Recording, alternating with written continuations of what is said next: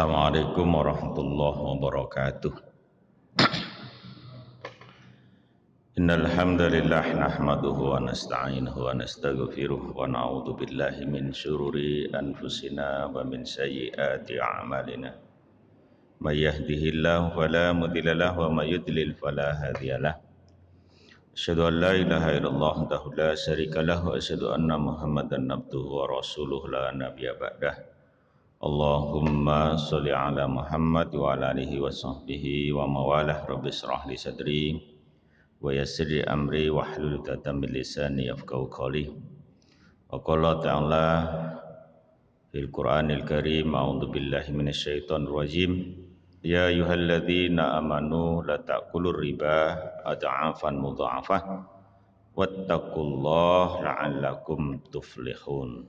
Shadaqallahul 'azim.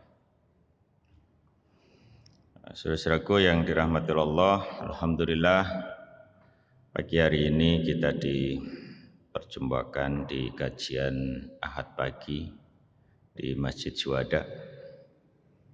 Mudah-mudahan ini menjadi bagian dari amal soleh kita yang diridhoi oleh Allah Subhanahu wa Ta'ala.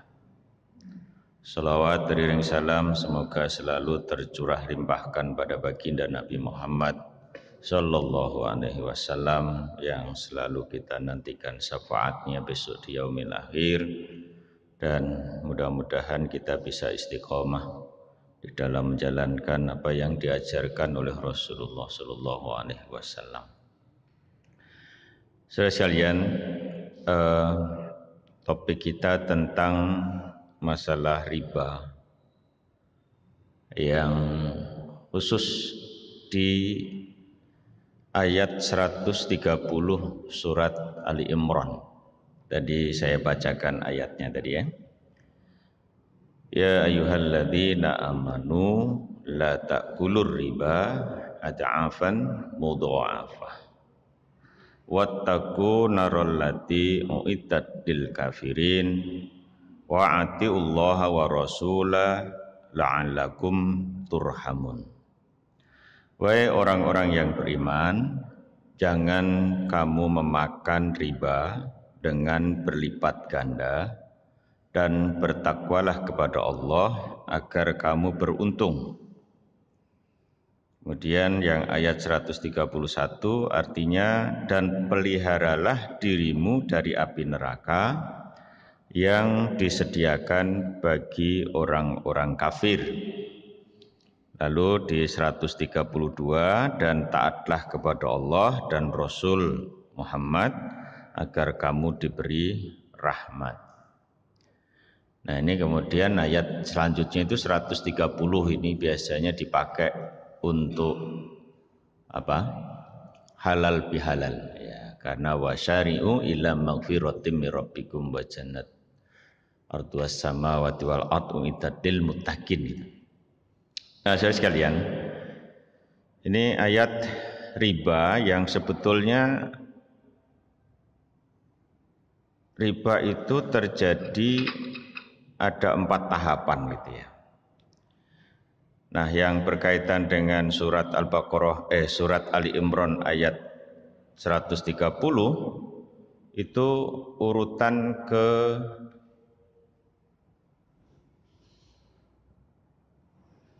ketiga ya.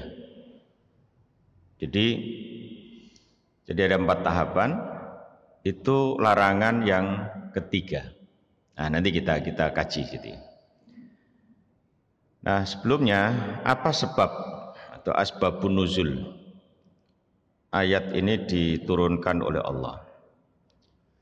Diriwayatkan dari Al-Faryabi yang bersumber dari Mujahid bahwa ada orang-orang Arab dulu itu berjualan dengan kredit. Ya, jadi transaksi kredit itu ternyata tidak hanya sekarang ya. Jadi sejak zaman dulu sudah ada itu. Ya, karena memang ada sebagian ulama yang memang membolehkan. Siapa yang pertama kali membolehkan? Yaitu cicitnya Rasulullah, Zaid bin Husain bin Ali bin Abi Thalib. itu beliau membolehkan transaksi kredit dengan harga lebih mahal daripada cash. Nah, dasar yang digunakan oleh Zaid bin Husain bin Ali bin Abi Thalib apa? Karena harga kredit lebih mahal itu ada biaya-biaya yang ditanggung oleh orang yang ngutangi tadi sebetulnya. Minimal biaya apa itu? Ya, kalau kita sekarang akan terlihat ya, pada saat kita nagih utang, kan boleh nagih utang itu.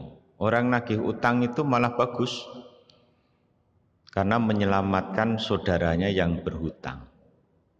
Gitu. Apalagi orang sebelah Malaysia, Brunei itu ya, itu punya prinsip hutang begini. Selagi hutang bisa ditunda, kenapa harus dibayar gitu? Di mana itu? Sebelahnya Malaysia dan Brunei. Mana?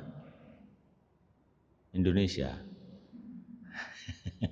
Padahal di ajaran agama Islam itu orang yang punya hutang itu harus berniat untuk segera membayar, tapi yang ngutangi tidak boleh menagih sebelum tanggal jatuh tempo. Gitu ya. Maka kalau sudah sepakat ada tanggal bahwa saya akan kembalikan 1 bulan tanggal berapa dari waktu transaksi itu, maka tanggal kalau sudah selesai ya ditagih. Tidak apa-apa, karena kita menyelamatkan saudara kita. Karena apa? Masalah hutang itu ada hubungannya dengan roh. Jadi orang yang meninggal masih punya hutang, itu rohnya gantung, tidak langsung menghadap Allah, meskipun dia orang Islam. Gitu ya.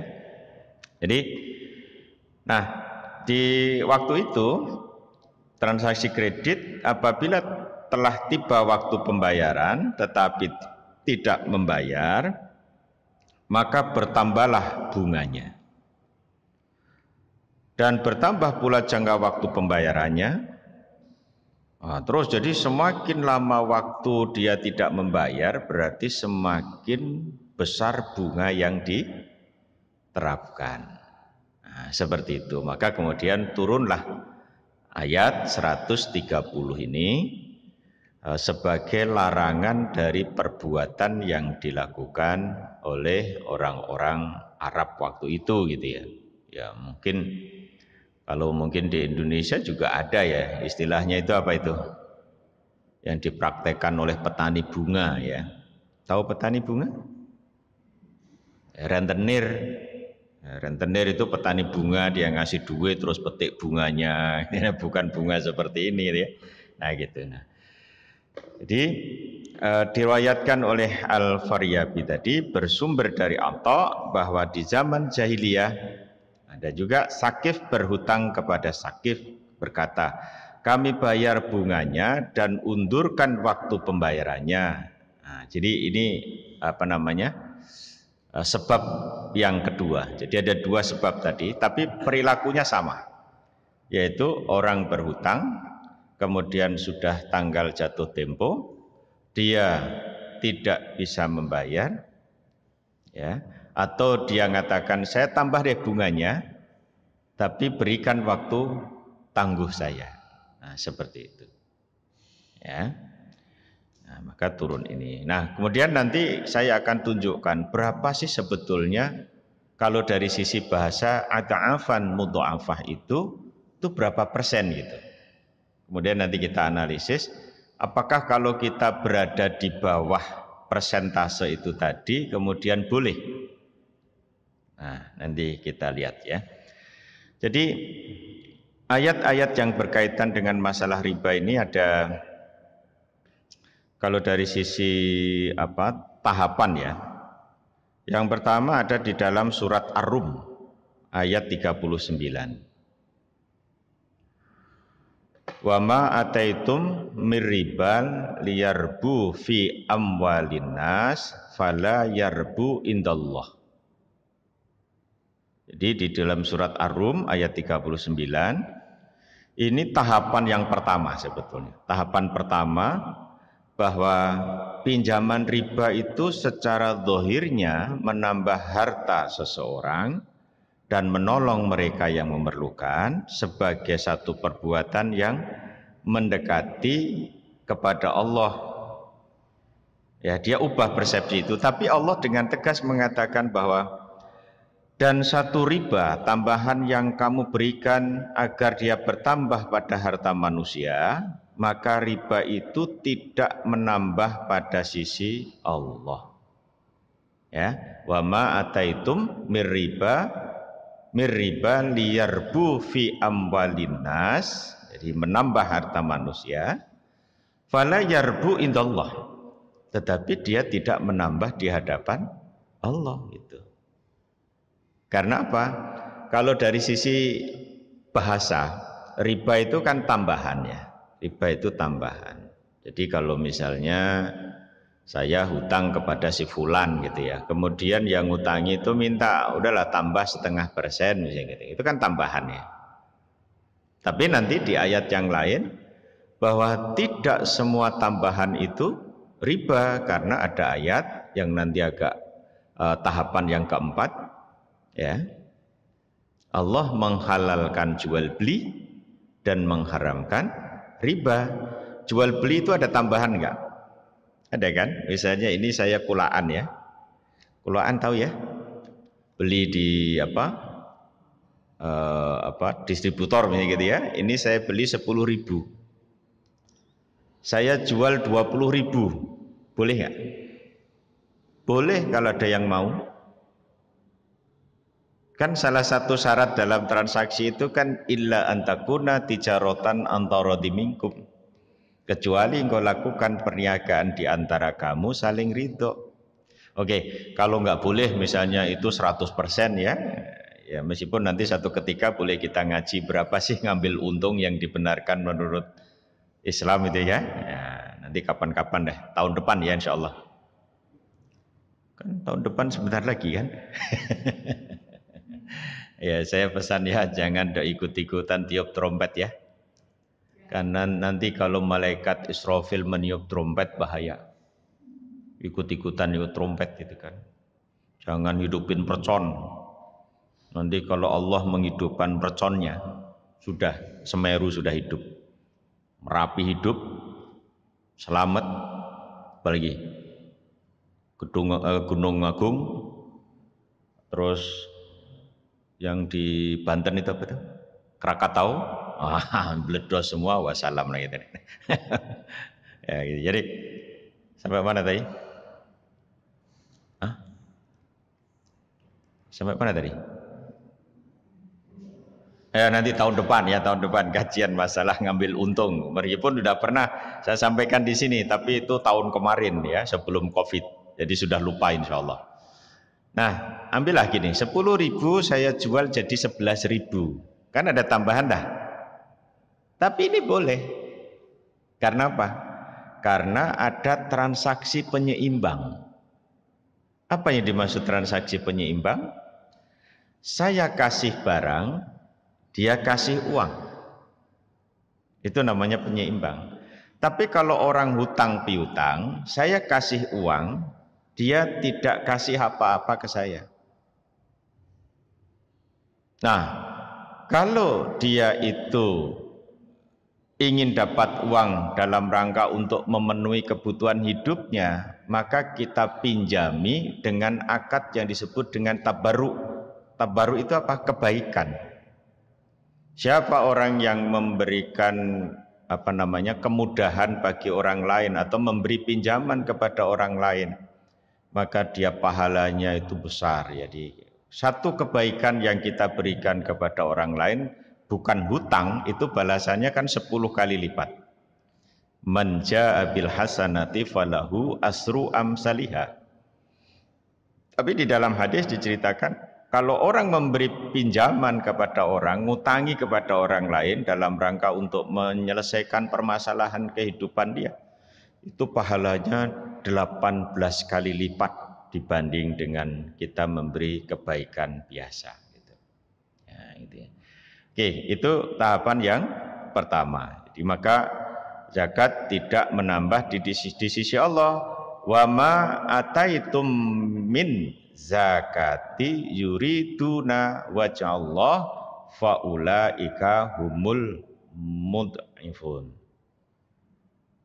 Dan apa yang kamu berikan berupa zakat yang kamu maksudkan untuk mencapai keridhaan Allah, maka yang berbuat demikian itulah orang-orang yang melipat gandakan pahalanya. Nah, seperti itu. Itu pertama ya. Kemudian yang kedua itu ada di dalam surat An-Nisa ayat 160 dan 161. Jadi di dalam surat An-Nisa ayat 160 dan 161 di sana Allah firmankan yang artinya, maka disebabkan kezaliman orang-orang Yahudi kami haramkan atas mereka memakan makanan yang baik-baik yang dahulunya dihalalkan bagi mereka, dan karena mereka banyak menghalangi manusia dari jalan Allah, dan disebabkan mereka memakan riba padahal sesungguhnya mereka telah dilarang daripadanya, dan karena mereka memakan harta orang dengan cara batil, kami telah menyediakan untuk orang-orang yang kafir di antara mereka itu siksa yang pedih. Jadi kalau kita perhatikan ayat ini, larangan riba itu bukan hanya untuk orang Islam, tapi seluruh agama samawi itu melarang perbuatan riba. Ya, agama samawi, Yahudi, Nasrani, ya, itu kan agama samawi kan? Islam, itu semuanya melarang. Nah, nanti kenapa gitu kan ya? Lalu ayat yang ketiga, tahapan yang ketiga adalah surat Ali Imran ini. Surat Ali Imran yang kita bahas ini. Surat Ali Imran 130 ya. Yaitu Allah melarang memakan riba yang ad'afan mudha'afah, yang memberatkan. Ad'afan itu berat, terus di mudha'afah itu jamaknya gitu. Nah, nanti seperti itu ya. Lalu larangan yang keempat ya. Larangan yang keempat itu ada di dalam surat Al-Baqarah ayat 178 sampai 79. Itu sebetulnya kalau kita tarik lagi 275 ya, 275 terus 278 279 ya. Jadi yang keempat 275 kemudian 278 279 dalam surat Al-Baqarah. Yang ayat 275 itu orang-orang Arab mengatakan, orang-orang jahiliyah Arab ya, jahiliyah Arab, mereka mengatakan qalu innamal bai'u mislu riba wa halallahul bai'a wa harrama riba. Mereka mengatakan bahwa jual beli dan riba itu sama, persis, ada sama-sama, ada tambahan tadi. Saya beli 10.000, saya jual 11.000. Terus ada orang misalnya hutang ke saya 10.000, saya ngambil bunga 1.000, sama kan? Ada tambahan gitu ya. Tapi kenapa Allah menghalalkan jual beli dan mengharamkan riba? Karena salah satu alasannya adalah dalam jual beli itu ada transaksi penyeimbang, yaitu ada barang, ada uang. Tapi kalau hutang piutang itu akadnya adalah akad kebaikan, maka ada hukum di dalam Islam itu kullu qardin jara manfaah fahuwa riba. Jika kita mengambil tambahan dari hutang, maka itu namanya riba. Tapi kalau kita mengambil tambahan dari transaksi bisnis, transaksi misalnya mudharabah, ada jual beli, ada sewa, berapapun keuntungan yang Anda inginkan, selama yang diajak transaksi mau, itu tidak apa-apa. Nah, seperti itu. Jadi ngambil untung misalnya ya, 100% itu nggak apa-apa selama ada pembelinya. Ada nggak peristiwa seperti itu? Ada. Suatu ketika Urwah, sahabat Nabi, bahwa Rasulullah itu kepingin beli kambing gitu. Kemudian memerintahkan Urwah. Ternyata Urwah ini luar biasa. Sahabat Urwah ini seperti ibu-ibu di Indonesia. Kalau beli pandai sekali. Ya, kalau bapak-bapak kalau beli kan nggak pandai ya. Kalau ibu-ibu itu beli mesti nawar dan tidak tanggung-tanggung nawarnya. Kalau bapak-bapak nawar bikin malu dah. Nah, kalau ibu-ibu ini berapa bu? 10.000, 2.000 boleh nggak? Ah, kira begitu ya. Tapi kalau bapak-bapak nggak berani nawar begitu bu.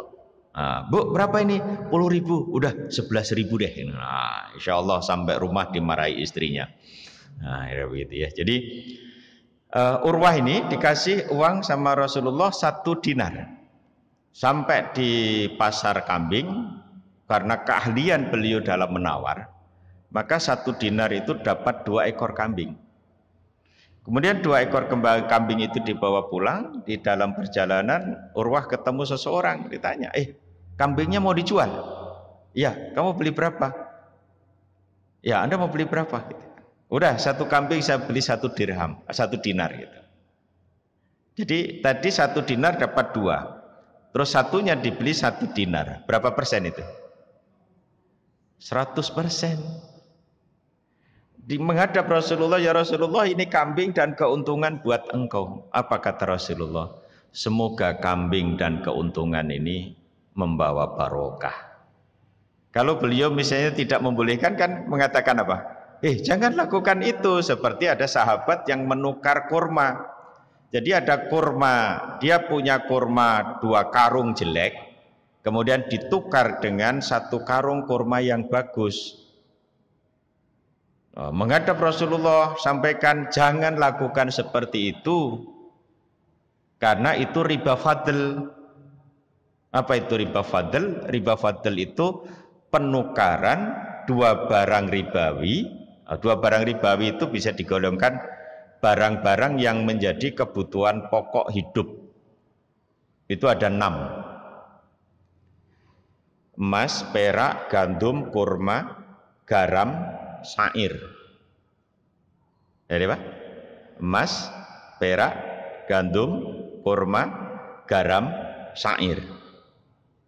Jadi kalau misalnya mbak-mbak ini nukar emas, itu harus ukurannya sama, kualitasnya sama, dan diserahkan waktu yang sama. Sawaan bisawain, ya dan biyadin, mislan bimislin, gitu. Karena ini barang ribawi. Pak, ngapain barang sama kok ditukar gitu kan? Ya siapa tahu bentuknya berbeda. Tapi karatnya misalnya emas ya, karatnya itu kan ada karat berapa saja?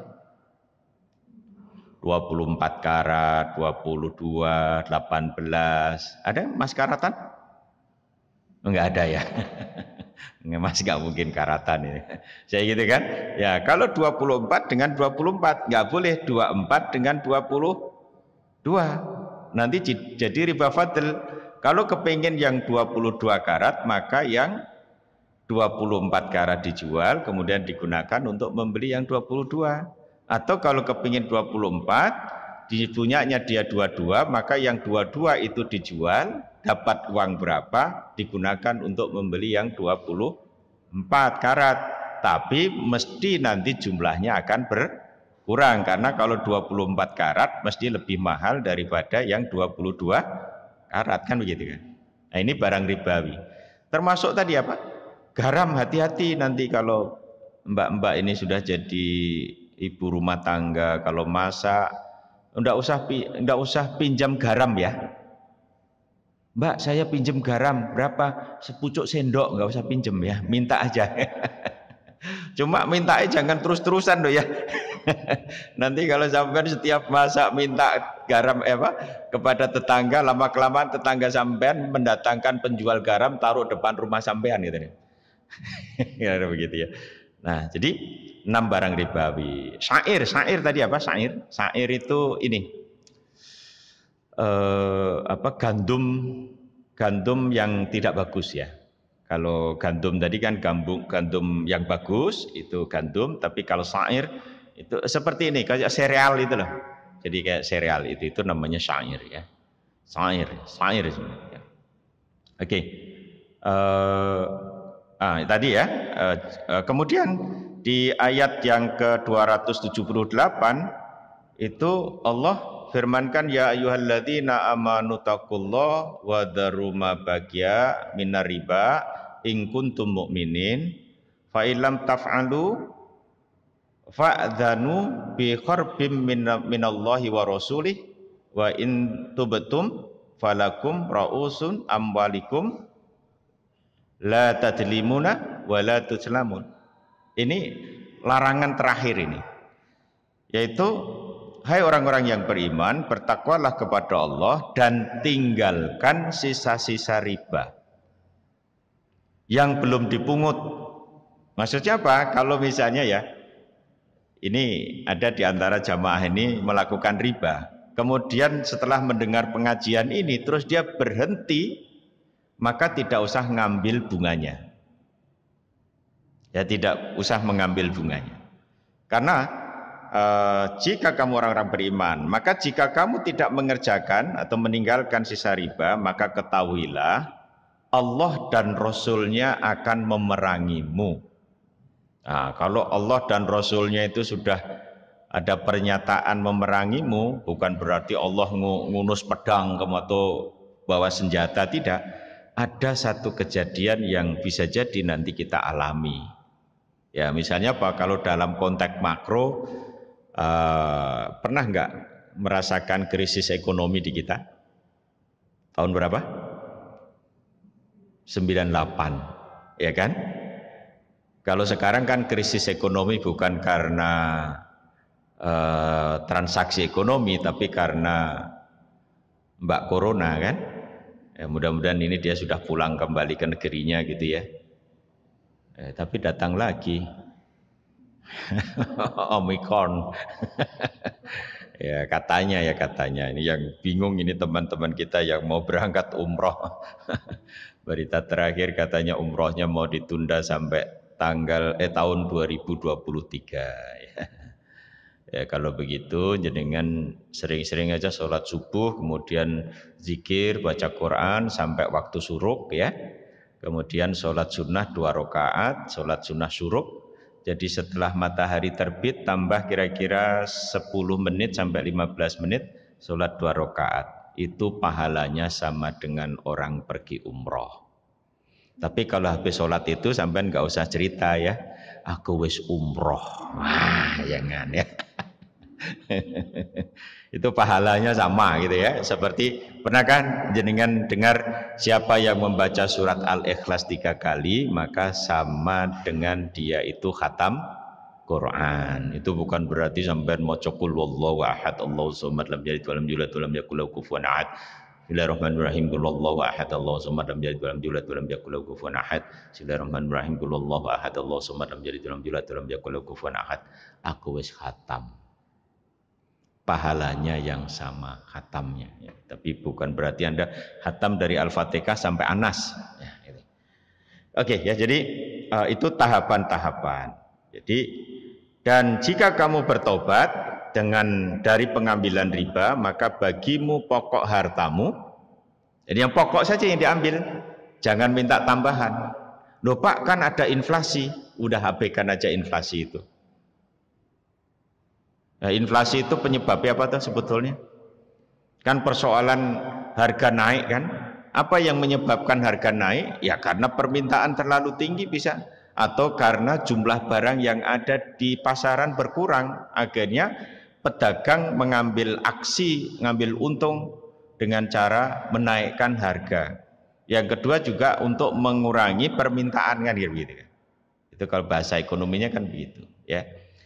Nah kemudian maka bagimu pokok hartamu, kamu tidak menganiaya dan tidak pula dianiaya. La tajlimuna wala tujlamun. Orang yang kita pinjami tidak kita aniaya, kita juga tidak dianiaya karena pokok modal kita kembali gitu. Ya, ini adalah tahapan di dalam larangan riba. Nah, sekarang saudaraku yang dirahmati Allah, tafsir yang saya dapatkan yang dikeluarkan oleh Kementerian Agama Republik Indonesia bahwa ayat-ayat yang berkaitan dengan masalah riba tadi sudah saya sampaikan. Nah, apa sih sebetulnya yang disebut dengan riba itu? Dalam definisi riba itu adalah tambahan, tetapi tidak semua tambahan itu riba. Lalu riba itu tambahan yang bagaimana gitu ya? Nah, ini bukan berarti riba ini. Tadi sudah ada air, kemudian ditambahi teh, itu enggak riba. Ini tambahan, tapi bukan riba, ini halal ya. Gitu ya. Oke. Pengertiannya ya, pengertiannya Pak. Saya menggunakan definisi dari Al-Arabi bin Malik. Di dalam kitab Ahkamul Quran, beliau mengatakan, riba yang dikenal dan dipraktekkan oleh masyarakat Arab jahiliyah itu sesungguhnya adalah mengkreditkan atau meminjamkan uang dinar atau dirham dalam jangka waktu tertentu dengan tambahan atas jumlah yang dipinjamkan sesuai kesepakatan. Nah, kemudian si pemberi pinjaman itu menuntut hasil pasti, tidak boleh tidak, harus selalu untung. Nah, kalau begitu gimana? Boleh kita katakan begini, riba adalah satu pengambilan tambahan dari hutang yang menuntut hasil pasti, tidak boleh tidak, harus selalu untung. Itu ya, definisinya seperti itu. Ada di antara kita ini yang dagang? Nggak ada ya, karena dong ngaji semua berarti nggak ada yang dagang ya. Atau tadi habis berdagang? Kalau nggak ada, kira-kira ya menurut sampean, atau sampean mencermati orang dagang di sekitar jenengan. Orang kalau dagang itu hasilnya pasti sama penjualannya atau berbeda? Berbeda. Maka orang yang paling betul itu orang Madura. Orang Madura itu kalau ditanya jawabnya selalu tidak tentu deh. Yang namanya usaha itu deh, kadang-kadang untung, kadang-kadang rugi. Jadi tidak tentu, tak iya. Nah. Maka pada saat kita itu memastikan sesuatu yang belum pasti menjadi pasti, itulah sesungguhnya riba. Karena hasil bisnis itu tidak bisa kita pastikan di depan. Kalaupun ada di antara teman-teman ini yang dari Fakultas Ekonomi diajari untuk proyeksi. Proyeksi itu hanya digunakan untuk gambaran bahwa ke depan itu hasilnya seperti ini. Sehingga kita bisa mengatakan, oh ini prospek, ini tidak. Tapi hasil akhir kita tidak bisa menentukan. Contoh yang paling real ini ibu-ibu. Nah, ibu yang di belakang yang ngajak putra. Dulu pernah di USG dokter, Bu? Pernah ya? Itu waktu di USG laki-laki atau perempuan? Sama? Oh, alhamdulillah itu ya. Anak saya yang kedua dulu itu di USG, katanya perempuan. Tak siapkan nama perempuan Afifah. Ternyata keluar laki-laki. Saya ganti Afif gitu aja. Ahnya saya buang. Jadi saya kasih selamat sama dokter Mujajana itu ya. Yang pertama kan juga dokternya sama, kemudian yang kedua dokter Mujajana, yang kedua dokter Mujajana. Yang pertama betul laki-laki di USG laki-laki, keluar laki-laki. Yang kedua karena tahu laki-laki kan katanya KB gitu kan, laki-laki perempuan itu yang bagus. Nah, ternyata oh Pak selamat Pak Muhammad, ini putranya besok perempuan gitu kan. Oh, tak siapkan nama perempuan Afifah siapa gitu. Alhamdulillah keluar laki-laki. Ahnya saya buang. Artinya apa di situ? USG itu proyeksi. Siapa yang membolak-balikkan nanti laki-laki perempuan? Hanya Allah. Gitu kan? Kita tidak bisa memastikan begitu. Ya. Maka pada saat memastikan sesuatu yang belum pasti itu jadi riba. Tapi kalau jenengan mengubah sesuatu yang sudah pasti menjadi tidak pasti, itu namanya gharar. Misalnya maaf ya, kita kajian akad pagi itu jam berapa? Jam 7:30. Tapi diumumkan sama panitia, insya Allah akan ada pengajian akad pagi setelah subuh. Setelah subuh itu kapan? Duhur, asar, maghrib, isya, sampai sebelum subuh, gitu kan? Padahal kita sudah bisa memastikan, ya meskipun harus pakai insya Allah ya, itu jam 7:30 misalnya. Nah, misalnya gitu ya. Ya, kalau pengajian di sini kan katanya Mas apa tadi? Di sini Ustaz, kalau belum dimulai nggak masuk-masuk pesertanya. Nah, setelah dimulai alhamdulillah berdatangan penuh ini alhamdulillah. Kecuali di sini nggak ada. Ya, masih berjarak ya. Ini beda dengan jamaah pengajian di masjid saya. Setiap akad pagi itu di tempat masjid saya, Masjid Blangkon ya, Masjid Blangkon Al-Fat. Kenapa saya sebut Masjid Blangkon? Karena kubahnya bentuknya blangkon. Itu saya bikin baru setahun, tapi belum jadi. Itu jamaahnya alhamdulillah baru 300 orang. Setiap akad pagi. Tapi Anda nggak usah ke sana ya, nanti habis di sini. Ya, biar orang-orang daerah selatan datang ke tempat saya ya. Nah, saudara sekalian, itu definisi ya. Kemudian ternyata di dalam kitab-kitabnya orang Nasrani itu juga disebutkan dalam perjanjian lama di dalam kitab Ulangan pasal 23 ayat 19. Di sana dikatakan, janganlah engkau membungakan kepada saudaramu baik uang maupun bahan makanan atau apapun yang dapat dibungakan. Jadi ada larangan di sana. Kemudian di perjanjian baru Lukas, Injil Lukas itu ada di pasal 6 ayat 3 sampai 4 dan pasal 35. Nah, yang pasal 6 ayat 3 sampai 4 itu, dan jikalau kamu meminjamkan sesuatu kepada orang yang kamu berharap akan menerima sesuatu daripadanya, apakah jasamu?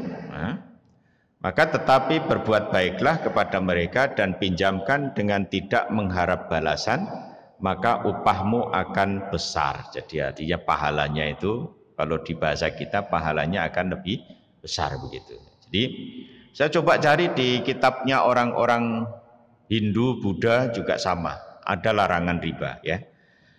Nah, riba ini ada macamnya, ada 4, minimal ada 4. Tapi maksimalnya ada berapa? Ada 72 macam riba. Dan dosa terkecil dari riba itu sama dengan menzinai ibunya sendiri. Jadi kawin dengan ibunya sendiri itu sama dengan dosa terkecil dari riba. 1 dirham yang kau ambil dari riba itu dosanya sama dengan berzina 36 kali. Meskipun ada dosa yang lebih besar daripada zina ya. Apa? Ghibah. Tahu ghibah? Ngerasani. Itu dosanya gede. Kenapa? Kalau zina itu kalau sudah berbuat zina kemudian dia minta tobat, minta ampun kepada Allah, Allah mengampuni, selesai. Tapi kalau ghibah, kita sudah minta ampun kepada Allah, itu belum selesai. Kita harus minta maaf kepada yang kita ghibahi. Nah, gitu. Maka kalau sampai dighibahi orang, bersyukurlah ya. Karena pahalanya dia itu datang ke jenengan gitu. Kalau perlu yang ghibahi jenengan kasih oleh-oleh. Jadi datang ke rumahnya, makasih ya Mbak, saya digibah, ini tak kasih oleh-oleh apel 1 truk misalnya gitu kan. Dan kejatuhan truk dia. Akhirnya begitu. Nah, yang umum terjadi itu 4. 1 namanya riba fadl. Riba fadl. F A DL, fadl atau fadli. Jadi kalau ada teman kita namanya Fadli itu riba. Jadi fadl ya. Apa riba fadl itu? Ya riba pertukaran barang sejenis tadi. Yang 6 barang ribawi tadi ya. Masih ingat apa? Emas, perak, kurma, gandum, garam, sair. Ya. Jadi kalau kita menukarkan 6 barang ini harus memenuhi kriteria jumlahnya sama, kualitasnya sama, dan waktunya sama. Kalau Yusuf Qaradawi menambahkan anggur. Anggur itu kan makanan orang Arab itu kan anggur dikeringkan. Apa namanya? Kismis. Ya, itu biasanya kalau bapak atau ibu kita berangkat haji mesti pulangnya kan beli apa? Kacang putih-putih ya yang enggak ada rasanya. Nah, itu makanya kan dicampur pakai kismis itu kan. Dicampur sehingga ada rasa asin-asin manisnya kira-kira begitu. Kecut-kecut asin manis. Nah, kira begitu. Nano-nano. Nah, itu Yusuf Qaradawi menambahkan anggur ya. Kemudian yang kedua, riba nasi'ah. Apa itu riba nasi'ah? Riba nasi'ah itu riba yang terjadi karena perjalanan waktu. Jadi utang piutang, karena utang piutang. Ya. Jadi utang piutang yang nanti waktunya karena waktu berjalan maka dia akan mengambil tambahan itu. Ya. Nah ini biasanya terjadi di perbankan. Maka kemudian kita berupaya untuk memiliki namanya bank syariah. Ya, kalau bank konvensional itu masuk riba nasi'ah. Kenapa? Ya karena di dalam prakteknya dia itu memastikan sesuatu hasil yang belum pasti. Atau dia memberi sesuatu yang pasti terjadi padahal itu belum terjadi. Karena bunga itu kan diberikan di depan. Kalau hasil usaha itu didapat di depan atau di akhir? Di akhir kan? Di mana hasil usaha tidak pasti. Maka bunga bank itu masuk riba nasi'ah. Kalau kita analisis dari sisi formula ekonomi itu sudah terlihat sederhana sekali Bu Pak. Contoh sederhana misalnya begini. Ini ada si Fulan ya. Sekarang tanggal berapa ini? 19. Misalnya si Fulan itu punya uang 10 juta. Kemudian dia karena takut uang ini kemudian didepositokan di bank Capek Antri. Siapa sih ngomong BCA? Saya ya. Nah, oleh Bank Capek Antri itu dikasih bunga 9%. Berapa bunga harian yang diterima oleh si Fulan? Ayo, hitung siapa yang bisa menjawab dengan benar boleh pulang. Ayo berapa? Cara ngitungnya begini. 10 juta kali 10% dikali 31 hari dibagi 365 hari. Kan saya tanya bunga harian kan? Desember itu berapa hari? Kan 31 kan? Berarti 10 juta kali 9% dikasih bunga 9%, kemudian dikali 31 hari dibagi 365. Ketemunya sama dengan 76.438. Betul ya? Silakan dihitung pakai kalkulator. Kalau hasilnya nggak sama dengan yang saya ucapkan, kalkulator sampean yang salah. Kok bisa Pak? Bisa. Saya jadi dosen 24 tahun, contohnya ini terus. Nah, jadi saya hafal. Ya, 76.438. Pertanyaan saya adalah, apakah uang 10 juta itu kalau diputar untuk investasi, hasilnya pasti 76.438? Jawabannya tidak. Bisa iya, bisa tidak. Bisa dapatnya 3 juta. Tapi saat 3 juta jenengan cuma dikasih 76.000 sebesar itu tadi. Jika hasilnya 0, jenengan tetap dapat 76.000. Maka terkait dengan ayat Al-Baqarah 279 yang di akhir ayat dikatakan la tajlimuna wala tuzlamun. Jangan mendolimi dan jangan didolimi. Itu.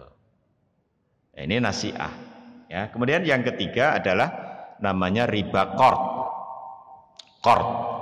Q-A-R-D. Qard. Qard itu yang kemudian ada yang mengartikan dari kredo atau kredit, kredere. Qard. Orang Arab menyebutnya qard, orang Inggris nyebutnya kredere. Orang Yunani nyebutnya kredere, kemudian orang Inggris kredit. Nah, apa kredit? Nah, yaitu orang datang ke saya pinjam uang. Pak Muhammad pinjam uang berapa? 1,5% ya. 0,5%. Itu riba.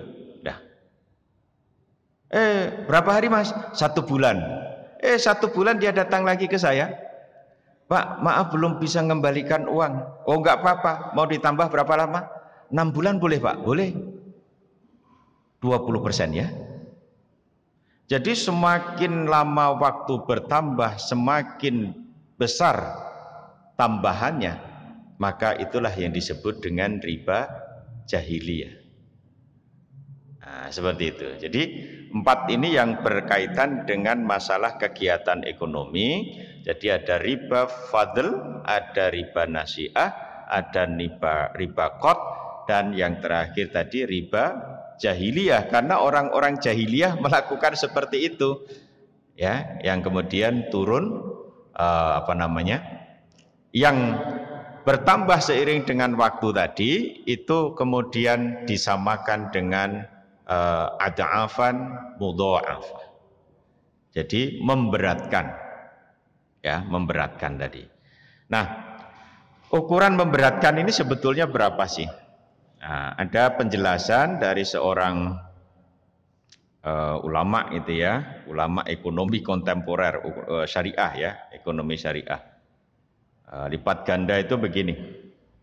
Jadi terkait dengan pemahaman kalau di Al-Qur'an kan selama tidak ata'afan mudha'afah, berarti kalau tidak ata'afan mudha'afah boleh dong. Kan begitu kan? Artinya. Nah, bahwa berlipat ganda itu sebetulnya adalah karakter dari riba, bukan syarat. Sehingga sedikit pun kalau memberatkan itu jadi riba, karena karakter. Kalau syarat itu jika tidak besar maka boleh, kan begitu kan? Itu syarat. Itu. Nah, dari sisi analisis bahasa, Do'afa itu kelipatan. Do'afa itu kelipatan. Yang namanya kelipatan minimal berapa? 2 kan? Minimal 2 kan? Oke. Ad-do'afa itu adalah jamak. Jamak kalau ukuran menurut bahasa orang Arab itu minimal 3. Kalau di Indonesia kan namanya sholat jamak itu menggabungkan 2 gitu kan. Kalau jamaah 2 juga kan minimal, yaitu imam dan makmum. Tapi kalau orang Arab yang namanya jamak itu 3. Jadi minimal 3. Mudha'afah itu takkid atau penguatan. Jadi do'afa kelipatan yang berarti jamak, yang minimal itu 3, kemudian ditakkid mudha'afah yaitu penguatan. Jadi minimal 2 kali 3 atau 2 kali 3 kali atau berarti 600%. Itu kalau dihitung secara matematika, analisis ekonominya seperti itu. Jadi 600% itu masuk dalam kategori ad'afan mudha'afah. Ini pendapat dari Abdullah Dras. Tetapi ada pendapat yang lain, jadi Sami Hamad mengatakan kebiasaan pinjam ternak 2 tahun, bin Mahod meminta kembali 3 tahun. Jadi 2 menjadi 3 itu berapa persen itu? Jadi 1 dibagi 50 ya, 50% gitu kan ya, 50%. Atau bin labun dengan hakoh, itu anak onta ya, onta yang usianya 4 tahun ya, kemudian 3 tahun, kemudian minta 4 tahun. Nah, seperti itu. Atau hakoh dengan jazah ya, itu jadi 4 menjadi 5. Jadi ada berapa persen kenaikan? Kalau kata Sami Hamod ini adalah 50%, tapi kalau Abdullah Dras itu 600%. Tapi sebetulnya kalau dikembalikan dari sisi makna, bahwa memberatkan itu tadi karakter bukan syarat, maka selama orang itu berat untuk mengembalikan sebesar apapun, maka dia masuk dalam kategori riba. Memang begini, saudaraku yang dirahmati Allah, orang itu kalau punya hutang, mau hutang ya, pas dapat itu seneng, ya kan? Tapi pas mau mengembalikan, itu senep, berat, bener. Ini pengalaman ya saya ini, bapak saya dulu ya, maaf ya, bapak saya dulu kan ahli judi, tapi belum dewa judi dia. Jadi sampai hartanya itu habis untuk judi. Judinya itu judi nalo, tahu pernah dengar nalo? Beli angka itu loh. Jadi ada gambar seperti ini, ular misalnya bengkok begini, ini bisa jadi angka itu. Angka berapa ini? 8 terus? Ada lagi? 6 terus? Loh, sampean kok pinter-pinter ya sampean. Nah, dijejer angka 3 tadi misalnya 862. Setelah ketemu 862 itu tidak dibeli 862 tok, tapi dia belajar teori probabilitas, berapa kemungkinan angka ini keluar. 862, 826, 628, 682, 286, 268. Enggak mantap dengan itu, ada seri 666, 888, 222. Keluarnya angka berapa? 827. Enggak nembus itu. Nah, kehabisan duit akhirnya pinjam bank di Bank Riba Indonesia. Ya, siapa sih ngomong BRI tadi? Ayo. Di Bank Riba Indonesia. Wah, itu pas dapat duit, wah langsung beli makan yang enak. Satu keluarga diajak orang, kalau dulu makan sate itu kan paling enak ya. Kalau sekarang orang-orang tidak mau makan sate, katanya darah tinggi. Sebetulnya yang menyebabkan darah tinggi itu bukan sate kambing. Enggak ada itu, enggak ada. Yang menyebabkan darah tinggi itu tempe ternyata. Ya bagaimana? Sarapan pagi tempe, makan siang tempe, makan malam tempe. Kira-kira gimana? Nggak marah terus kan gitu. Ya, akhirnya marah-marah terus kan, tensinya naik kan. Gitu. Ya ini untuk gocek ya. Kalaupun terjadi ya wallahu a'lam bishawab. Nah, jadi setelah dapat duit kemudian anggap saja itu pesta gitu ya. Tapi saat tanggal transaksi misalnya tanggal 19 besok udah mikir, ini besok bayarnya pakai apa? Karena duitnya wis entek. Kan kadang-kala orang itu konsumtif aja pinjam bank dulu kan gitu kan. Nah, kalau di syariah ini sebetulnya kalau tidak ada objek yang ditransaksikan tidak boleh. Jadi misalnya kalau jenengan kepingin beli motor, ya harus ada motornya yang harus dibiayai nanti gitu ya. Kalau Pak untuk nambah modal usahanya harus ada dulu gitu kan. Loh Pak, katanya mudharabah itu bank memberikan pembiayaan 100% modal yang dibutuhkan oleh pengusaha. Berarti orang belum punya usaha boleh dong ngambil. Ya boleh kalau banknya mau, tapi kelihatannya nggak mau semua. Karena bank itu kan duitnya sendiri atau duit masyarakat? Duit masyarakat. Nah, masyarakat yang nitipkan uangnya di bank itu kira-kira uangnya ingin kembali atau hilang boleh? Kembali kan gitu kan. Saat kembali ke dia itu kepingin tambah atau tidak? tambah kan, maka nanti ada namanya bagi hasil, ada namanya bonus dari bank gitu kan. Itu mekanisme begitu. Nah, kemudian ini punya usaha minimal misalnya 1 tahun atau 3 tahun berjalan. Kalau prospek bagus, maka dia dikasih pembiayaan.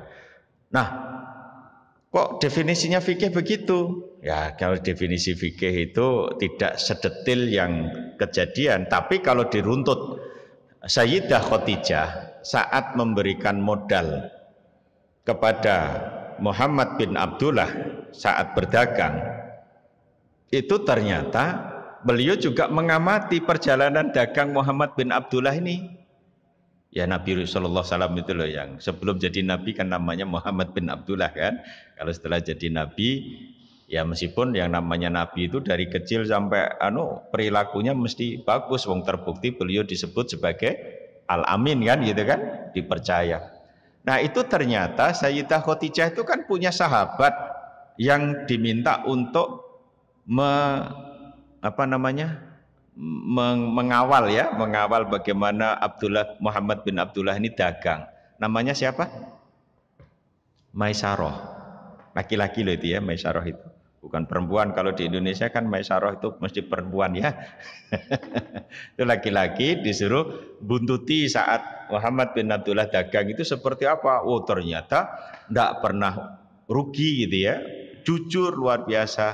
Maka kemudian Sayyidah Khadijah minta kepada Maisarah untuk menyampaikan, karena dalam menjalankan bisnisnya Sayyidah Khadijah untung terus. Wah ini cocok ini kelihatannya jadikan suami ya. Nah, disuruh ngelamar ya. Muhammad gimana ini majikan saya mau menikahimu itu kan. Jadi perempuan boleh itu minta kepada laki-laki menikahinya ya, boleh. Cuma kalau di Jawa itu kan adabnya tidak begitu ya. Laki-laki yang datang. Kalau sampean misalnya perempuan minta ketemu lagi, Mas mau menikahi saya, nggak usah ditawari, langsung ditubruk itu ini. Ya jadi gitu ya. Oke, jadi yang disebut dengan ata'afan mudha'afah seperti itu tadi. Nah kemudian saudaraku yang dirahmati Allah, di samping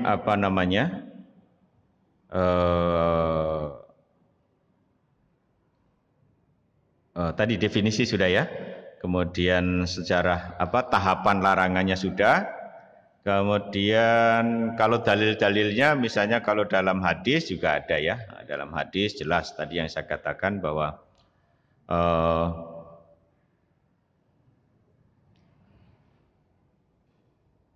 misalnya di sini hadis yang disampaikan dari Itab bin Usaid, gubernur Mekah, agar kaum Taif tidak menuntut hutangnya riba yang telah terjadi sebelum kedatangan Islam dari Bani Mughirah. Maka ingatlah bahwa kamu akan menghadap Tuhanmu dan dia pasti akan menghitung amalmu. Allah telah melarang kamu mengambil riba, oleh karena itu hutang akibat riba harus dihapuskan. Modal atau uang pokok kamu adalah hak kamu. Kamu tidak akan menderita apapun ataupun mengalami ketidakadilan. Jadi ini satu peristiwa yang terjadi pada kaum Taif. Kaum Taif itu yang dulu Rasul kepingin berdakwah ke sana malah dilempari batu dia.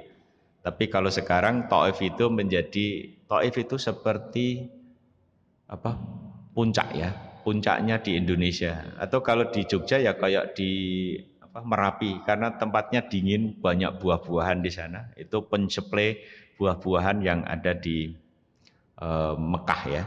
Mekah itu kan nggak ada tanaman yang hidup ya. Meskipun sekarang di jalan-jalan Mekah itu sudah banyak kurma ya. Dan yang cukup menarik itu ada namanya pohon Soekarno ya. Ada pohon Soekarno.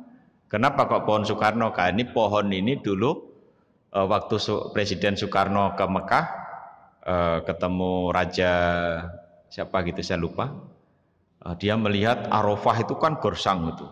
Oh dia tawari, di Indonesia itu ada tanaman yang tahan air, namanya ada yang menyebutnya itu pohon mindi, ada yang menyebutnya pohon akasia. Kemudian pas gubernur Jawa Barat DKI siapa? Bang Ali, Ali Sadikin itu pergi ke Mekah, disuruh bawa sama Presiden Soekarno untuk dikirim ke sana. Ya, karena Presiden Soekarno yang memerintahkan, maka itu namanya dikasih nama pohon Soekarno. Sekarang Arafah kan jadi hijau royo-royo itu. Jadi orang kalau di Arafah sekarang teduh, enak. Tapi nggak tahu, katanya ada hadis yang mengatakan kalau Arafah sudah hijau maka itu dekat dengan kiamat ya. Jadi yang menyebabkan dekatnya kiamat Pak Soekarno ya. Kan kalau di silogisme kan begitu toh Mas. Ya, jadi itu. Kemudian larangan hadis yang lain juga diriwayatkan Bukhari, diriwayatkan oleh Sumarah bin Jundab bahwa Rasulullah SAW bersabda, malam tadi aku bermimpi telah datang 2 orang dan membawaku ke tanah suci. Dalam perjalanan sampailah kami ke suatu sungai darah, ya, di mana di dalamnya berdiri seorang laki-laki. Di pinggir sungai tersebut berdiri seorang laki-laki lain dengan batu di tangannya. Laki-laki di tengah sungai itu berusaha untuk keluar, tetapi laki-laki yang di pinggir sungai tadi melempari mulutnya dengan batu dan memaksanya kembali ke tempat asal. Maka aku bertanya, siapakah itu? Maka aku diberitahu bahwa laki-laki yang di tengah sungai itu adalah orang yang memakan riba. Jadi orang yang memakan riba itu nanti dia akan berenang di lautan darah. Nah, kemudian di pinggir lautan itu, ya, di pinggir tempat lautan darah itu ada orang yang berdiri membawa batu kemudian melempari mulutnya gitu. Maka kalau di Indonesia rentenir itu kan jadi apa namanya? Lintah darat ya. Nah, lintah itu makanannya apa? Darah kan, gitu kan. Nah, kenapa kok disebut lintah? Ya, rentenir itu kok disebut lintah darat? Ya karena uang itu sebetulnya menjadi darahnya ekonomi. Jadi kalau uang itu tidak diputar untuk aktivitas ekonomi, maka itu bisa mematikan ekonomi, gitu loh. Misalnya, maka di dalam Islam itu kan ada larangan jual beli uang. Jual beli uang. Jadi misalnya jenengan punya duit rupiah, untuk biar cepat kaya beli dolar. Dolar pas turun kita beli, kemudian nanti ada informasi dolar naik kita jual. Itu detikan itu. Ya, jadi falas itu. Tapi kalau jenengan mau tindak ke Malaysia, mau tindak ke Mekah, itu harus nukar uang ya. Namanya sorf. Itu boleh. Karena kita tidak memperdagangkan uang, tapi uang yang kita tukar itu untuk kita gunakan hidup di Malaysia atau di Arab. Atau misalnya kalau beli dolar untuk tinggal di Amerika, itu boleh. Tapi kalau jenengan tinggal di Indonesia, kok kulaan dolar itu sing rantuk.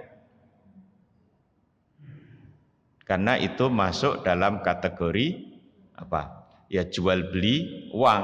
Jadi jenengan cuma nunggu perubahan kurs. Yang jenengan tidak usah kerja tapi nanti ada hasil kan gitu kan.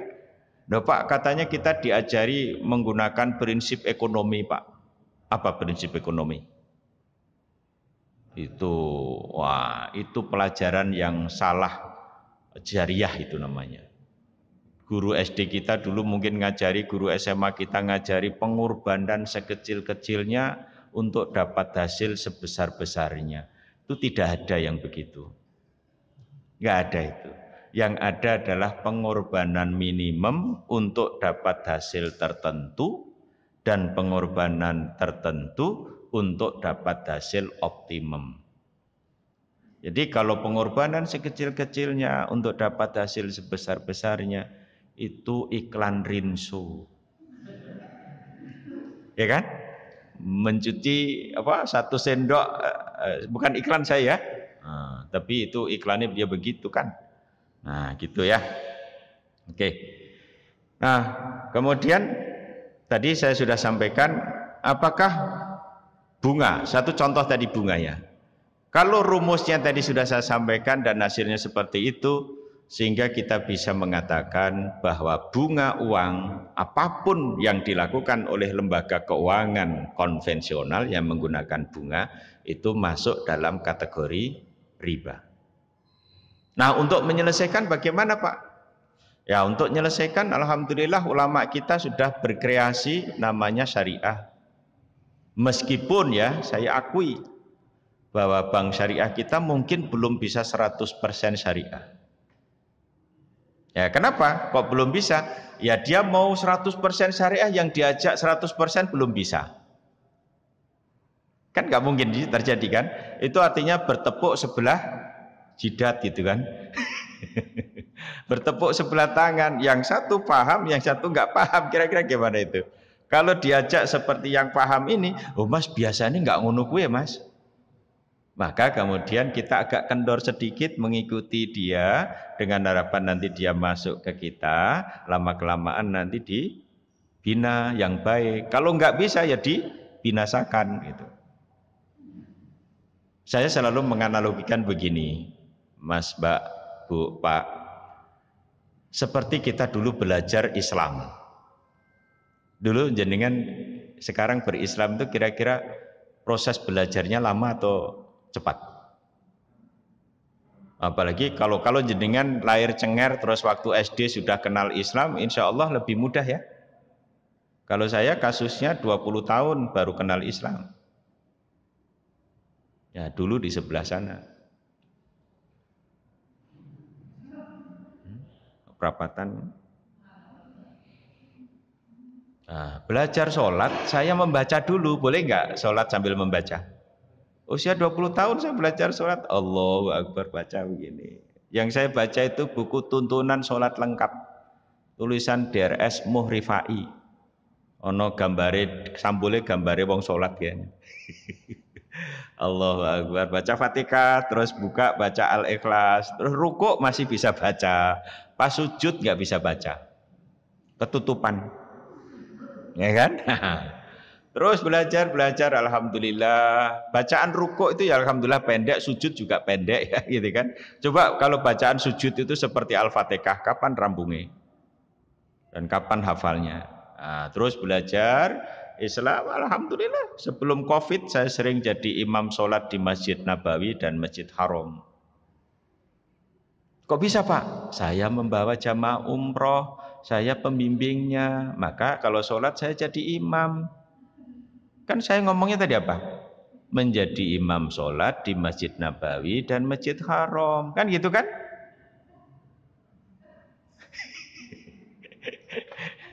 Ya sudah hafal, alhamdulillah bisa, gitu kan? Meskipun kadang-kala salah, jadi watini wa zaitun lari ke wal asri. Ilal ladzina amanu wa amilus solihati wa tawasaw bil haq. Padahal awalnya watini wa zaitun wa turis sinina wa hadzal baladil amin, gitu kan. Nah, itu. Nah, jadi kemudian untuk menguatkan itu akhirnya muncullah beberapa fatwa. Misalnya fatwa ulama dari Lembaga Fatwa Internasional tentang bunga. Dewan Studi Islam Al-Azhar Kairo itu memang mengharamkan bunga ya. Bunga dalam bentuk pinjaman adalah riba yang diharamkan. Rabithah Alam Islami juga mengatakan bunga bank yang berlaku dalam perbankan konvensional adalah riba yang diharamkan. Majma' Fikih Islami, organisasi konferensi Islam OKI, seluruh tambahan dan bunga atas pinjaman yang jatuh tempo dan nasabah tidak mampu membayarnya, demikian pula tambahan atas bunga atas pinjaman dari permulaan perjanjian hingga 2 gambaran dari riba yang diharamkan secara syariah. Kemudian ada juga ulama Indonesia, Majelis Ulama Indonesia, atau di Nahdlatul Ulama ataupun di Muhammadiyah. Semuanya. Jadi Nahdlatul Ulama itu tahun 1992 saat ada Munas Ba'sul Masail di Lampung, yang di sana Sebagian ulama mengatakan bunga sama dengan riba, sebagian yang lain mengatakan tidak sama, dan sebagian yang lain mengatakan subhat. Jadi kalau ada 3 pendapat yang berbeda, itu lebih baik kita ngambil amannya, yaitu mengambil yang dilarang saja. Gitu. Ya. Kemudian Muhammadiyah di Lajnah Tarjih tahun 68, jadi Muhammadiyah ini ternyata lebih dulu. Tahun 68 sudah mengeluarkan fatwanya, jadi bunga yang diberikan oleh bank-bank milik negara kepada nasabah atau sebaliknya yang selama ini berlaku itu termasuk perkara mutasyabihat. Jadi masih diperbimbangkan gitu ya. Meskipun beberapa waktu yang lalu saya diundang oleh Majelis Tarjih Muhammadiyah untuk mengoreksi ini, ya, karena kita sudah punya lembaga keuangan syariah, maka akan keluar fatwa, dan memang sudah keluar juga ya, jadi bahwa bunga bank atau bunga uang, saya waktu itu sarankan bunga uang, karena kalau bunga uang itu bisa dilakukan itu misalnya di koperasi, asuransi, bank, ya, pegadaian, itu masuk di dalamnya. Tapi kalau bunga bank, nanti bunga koperasi nggak apa-apa. Ya, Pak, dalam koperasi itu kan ada kesepakatan antara pengurus dan anggota. Kalau sudah sepakat, berarti boleh dong. Nah, saya analogikan begini, orang zina itu sepakat nggak ya? Kalau orang perkosa, satunya nggak sepakat, satunya punya keinginan. Tapi nggak usah tak perpanjang nanti yang baru ramai itu di mana itu? Yang katanya pondok pesantren 21 gadis di udahlah itu urusannya ya. Nah, jadi orang berzina itu sepakat. Tapi apakah sepakat seperti itu kemudian boleh gitu kan? Kan enggak boleh juga kan. Nah, maka di dalam Islam ada cara, ya kan? Caranya apa? Menikah. Kalau menikah dengan zina itu beda, meskipun hasilnya bisa sama. Gitu? Itu kalau saya memberikan analogi yang ekstrim seperti itu. Jadi antara kesepakatan dengan sesuatu yang tidak sepakat itu, ya. Atau berarti kita harus mencari cara bagaimana sepakat yang dibolehkan menurut syariat, kan begitu kan, mestinya seperti itu. Sama juga begini, kalau ngomong enak dan enak sekali, misalnya antara daging sapi dengan daging babi, enak mana? Nggak tahu kan? Nah, saya tahu, enak babi, nggak percaya? Nggak usah makan sampean. Saya sudah dulu sebelum Muslim kan boleh. Wong di dalam kitab saya membolehkan. Diharamkan atas kamu binatang berkuku belah yaitu babi hutan. Oleh penggubah kitab ditambahi kalau babi kota tidak apa-apa. Maka yang saya makan babi kota, kan begitu kan? Dulu kami ternak gitu.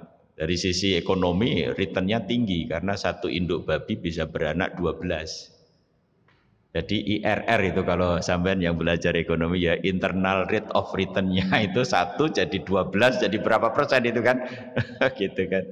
Pertanyaannya kenapa diharamkan? Ya ada macam katanya ada cacing pita gitu ya. Babi itu binatang yang makanannya kotor. Kemudian yang kawin sejenis, suka kawin sejenis itu babi. Jadi kalau ada ribut LGBT itu babi, gitu aja. Ya. Yang berikutnya, orang kalau makan barang yang diharamkan, dia punya sifat seperti barang yang diharamkan itu. Nah, ciri-ciri babi suka melanggar aturan. Pernah babinya bapak saya lepas, biar masuk kandang lagi, bapak saya ngejar, saya suruh menghadang depannya. Tak kira dia belok, lari, ternyata saya yang ditendang. Jadi saya yang jatuh. Kenapa dia tidak mau belok? Karena kalau dia belok mesti jatuh. karena dia tidak punya leher. Akhirnya saya yang ditendang. Dia mungkin ngambil risiko paling kecil ya. Daripada saya jatuh, lebih baik yang menghadang saya tak jatuhkan gitu ya. Maka jenengan kalau naik kendaraan di jalanan hati-hati. Kalau ada lampu hijau artinya apa? Jalan. Kalau kuning? Nggak percaya, tambah kenceng lah gitu kan. Kalau merah apa? Berhenti. Kalau jenengan berhenti tiba-tiba ada yang bablas, bablas itu babi. Nah, kira begitu ya. Jadi sampai naik motor, lampu merah berhenti ada yang babi, kira gitu aja ya. Gitu. Saya pernah ceramah begini, anak saya yang sekarang di Aliyah Man itu, Man Madrasah Aliyah Negeri itu, hafal betul yang saya ceramahkan. Tiba-tiba harusnya sekolah kan, habis subuh dia tidur lagi. Masuk sekolah kan jam 7, jam 6.45 tak bangunin, langsung dia bangun ke kamar mandi, nggak tahu mandi atau enggak. Wah, akhirnya naik mobil saya antar di Kali Mambu itu, ada lampu yang merah kan, karena ngejar waktu saya bablas. Apa dibilang anak saya? Bi, mana dek? Kita ini. Oh ya udah. Aduh, tapi ini anak ini saya apa namanya ya? Dia itu pernah ikut ceramah saya di masjid kampus. Saya disuruh ceramah tentang pasar modal syariah. Setelah ceramah itu pulang di mobil, di rumah ada nggak buku investasi syariah? Ada. Kenapa? Saya mau belajar. Ternyata setelah dibuka-buka itu dia minta duit. Minta modal deh. Untuk apa? Untuk beli saham. Sekarang dia punya 7 saham. Ya, jangan tanya nominalnya, yang penting dia sudah belajar investasi gitu. Dan waktu itu saya ajari begini, kalau Anda beli saham jangan beli jual, tapi apa namanya investasi, itu Anda beli, sudah diamkan aja. Kalau perlu Anda punya penyakit amnesia, lupa ingatan, kalau punya saham nggak ingat gitu loh maksudnya. Karena ada kasus begini, jenengan Profesor Sri Edi Swasono tahu ya, siapa dia? Ya Profesor UI kan maksudnya kan ya. Beliau itu punya istri namanya siapa? Profesor Mutia Hatta. Saya kadang heran ya, kalau suami istri profesor ini kira-kira nak turu do diskusi enggak ya? Nah, satu ketika pas ulang tahun pernikahan ke-50, Profesor Edi Swasono itu memberi hadiah kepada Profesor Mutia Hatta saham 1 lot yang waktu itu masih 500 lembar.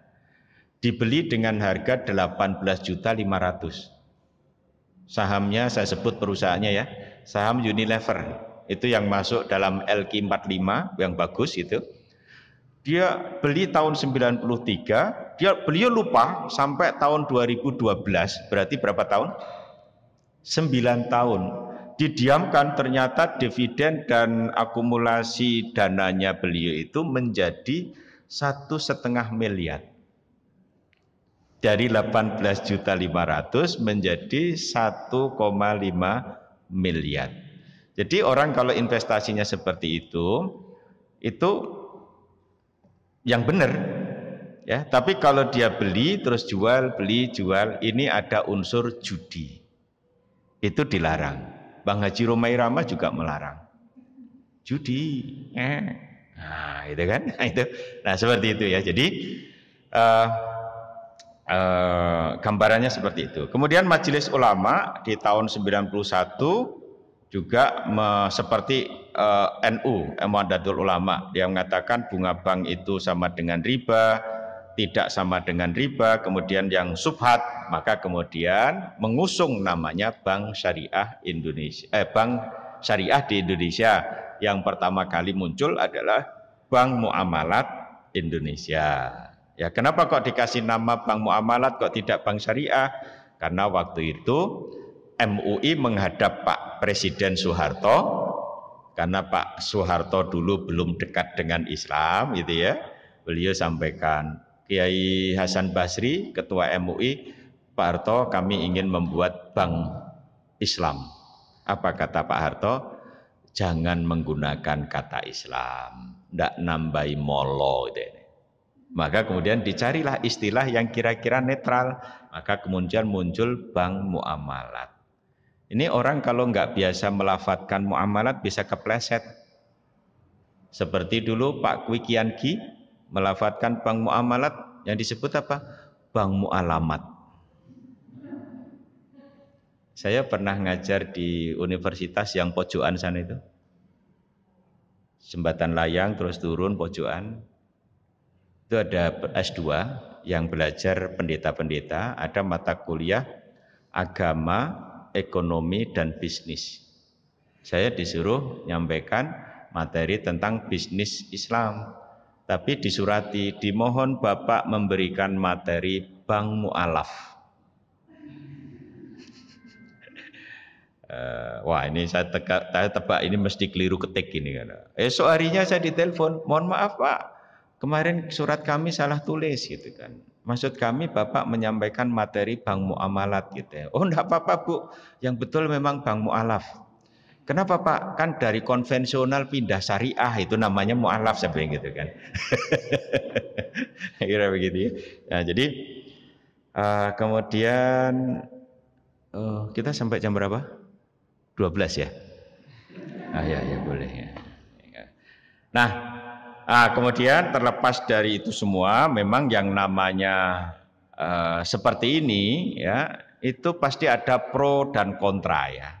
Tapi sebetulnya dari sisi keilmuan itu saya coba analisis sudah masuk dalam kategori riba yang namanya transaksi bunga itu. Maka Bapak Ibu dan saudaraku sekalian, marilah kita mencoba mengurangi hal-hal yang sebetulnya dilarang menurut agama kita ya.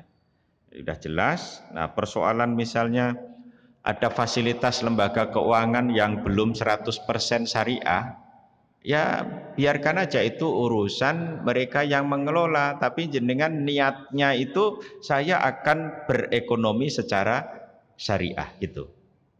Persoalan hasilnya nanti belum sesuai, itu urusan yang menjalankan. Dan kalau misalnya orang kita ini kemudian menarik diri karena belum syariahnya lembaga keuangan syariah, sampai kapan itu bisa sempurna 100%? Kan seperti kita juga dalam berislam terus berproses toh. Dulunya hafalnya cuma kulhu sama ina. Lama-kelamaan tambah al-kafirun meskipun nggak selesai. Lama-kelamaan tambah wadduha. Alhamdulillah bisa surat Al-Baqarah ayat 5 terakhir misalnya, sama 5 di awal gitu kan. Yang penting kan di awal sama akhir kan. Nah jadi bukan itu, tapi ada proses yang terus dilewati yang harapannya nanti menjadi lebih baik, kan begitu ya. Nah saya kira begitu, sekedar pengantar yang panjang, barangkali nanti ada diskusi yang akan disampaikan oleh saudara-saudaraku semua. Silahkan kalau ada yang mau ditanyakan. Ya, di belakang ada yang bertanya. Jadi kalau itu misalnya ada kasus ya, bukan misalnya, ini memang kejadian, mau piknik ke Jawa Barat, iurannya 350, terus karena COVID akhirnya nggak jadi berangkat. Nah, terus yang lainnya dikembalikan, tapi punyanya ibu udah dikembalikan. Nah, berarti yang tidak mengembalikan duitnya jenengan itu satu kedoliman terhadap jenengan. Karena yang lainnya apalagi dikembalikan. Tapi kalau misalnya jenengan sudah ditagih ya, ditagih berkali-kali nggak mengembalikan juga. Ya perbuatan perlu dicari juga kenapa dia tidak mengembalikan. Nah itu. Nah yang kedua intinya bahwa pada saat nanti dia tidak mengembalikan berarti dia melakukan perbuatan batil, perbuatan dolim terhadap orang yang memiliki uang itu. Kalau itu karena akan ada transaksi kok tidak terjadi transaksinya, harusnya kan uangnya dikembalikan. Kalaupun misalnya gini ya, kalau misalnya ini ada administrasi misalnya, administrasi kan tidak sejumlah sebanyak itu misalnya gitu kan. Misalnya hanya berapa puluh ribu misalnya. Itu bisa dimaklumi, tapi kalau ini semua tidak dikembalikan, berarti orang tersebut melakukan kedoliman terhadap yang memiliki uang tadi. Nah, terus baiknya bagaimana? Kalau jenengan sudah tagih tidak bisa, ya sudah, kalau itu misalnya jenengan ikhlaskan, itu lebih baik. Cuma ya 350 yuto ya Bu ya. Ya uang misalnya 350.000 itu ya lumayan banyak juga gitu ya. Tapi kalau misalnya jenengan ikhlaskan, udahlah, daripada nanti menyengsarakan dia kalau tiba-tiba meninggal dunia ya, itu lebih bagus. Insya Allah mungkin jenengan diganti oleh Allah dengan jumlah yang lebih banyak. Tapi kuncinya ya jenengan ikhlas dan yakin Allah akan menggantinya. Entah lewatnya nanti dari mana, itu insya Allah akan terjadi pada diri jenengan. Yang lain-lain itu yang saya tahu kelihatannya DP gitu Pak. Kalau itu belajar ya begini dulu itu. Tapi saya kalau itu saya bayar terus sekaligus. Iya ya. Jadi mungkin karena terlalu banyak dari jenengan gitu ya. Tapi yang jelas panitianya itu mestinya ya harus adil dalam pengertian kalau yang lain dikembalikan, semuanya harus dikembalikan bagaimanapun caranya. Karena pada saat tidak terjadi transaksi, kejadian berangkatnya tadi, itu kan berarti duitnya masih ada. Kalau misalnya itu misalnya oh sudah untuk DP ke transportasinya misalnya gitu ya, atau apa, nah itu kan yang namanya DP kan tetap harus ditanggung oleh banyak orang. Misalnya DP 50.000 semuanya itu digunakan untuk DP mobil, misalnya kendaraan, berarti jenengan kan masih ada 300 tuh Bu. Nah 300 itu yang harus dikembalikan gitu. Nah tapi kalau misalnya dia sampai sekarang jenengan tagih juga nggak mengembalikan, nah itu yang jadi masalah. Dia punya masalah dengan jenengan kalau dikaitkan dengan agama. Jika itu tidak kembali berarti dia telah berbuat dosa kepada jenengan. Tapi kalau misalnya jenengan mengikhlaskan ya, wah itu lebih bagus. Nah tapi kalau jenengan belum ikhlas ya monggo diurus lagi, ditanya lagi bagaimananya, ngoten. Oke. Ya. Begitu, Bu. Nggih. Salam. Nah, kalau jenengan ikhlas, mudah-mudahan diganti, Bu. Tapi yakin, kalau saya biasanya kalau nagih utang itu pakai sholawat, Bu. Jadi sholawati mohon. Jadi saya setiap punya masalah ya, masalah apapun gitu ya. Yang kecil, kayak kemarin saya kejadian Bu ini. Saya hari Senin kemarin kan pergi ke Bangka Belitung ya. Hari Selasa, Rabu itu ngisi acara pelatihan manajemen masjid. Nah oleh panitia saat saya di Bandara Zia itu di WA, Pak Prof, nanti insya Allah pembicara yang satu dari Bandung akan satu pesawat dengan jenengan gitu kan. Sampai di Jakarta tak cari sesuai dengan foto, tapi alhamdulillah nggak ketemu karena pakai masker kan. Saya pakai masker, beliau cari saya juga cari beliaunya gitu kan. Tapi dengan yakin saya nanti pasti ketemu, dengan yakin saya begitu. Dengan cara apa? Ya, bersolawat terus. Allahumma sholli ala Muhammad wa ala Muhammad terus gitu kan. Alhamdulillah akhirnya ketemu, bisa berjejeran saya Bu. Kok meskipun awalnya itu saya duduknya berbeda. Beliaunya itu ada di deretan kursi 21, saya 29. Satu pesawat memang, cuma nggak bisa berdampingan, tapi lama-kelamaan bisa berdampingan. Kasusnya gimana? Nggak tahu ya, Allah mungkin nyetir semuanya. Ada seorang gadis bawa bapaknya itu harus dituntun, harus dampingi gitu.